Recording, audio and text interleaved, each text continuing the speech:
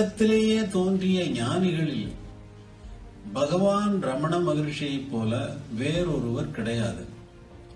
அதாவது ஜீசஸ் கிரைஸ்டுக்கு சொல்லுவாங்க ரிசரக்ஷன் நடந்தது, அவர் இறந்த பின்னாடி அவர் உயிர் தெழுந்து வந்தாருன்னு. இப்போ யூடியூப்ல நான் அடிக்கடி டாக்குமெண்ட்ரிஸ் பார்க்கறது எனக்கு டைம் இருக்கிறப்ப எனக்கு வழக்கம். அதுல இப்போ சொல்றாங்க ரிசரக்ஷன் நடக்கவே இல்லை அப்படின்னு சொல்லி.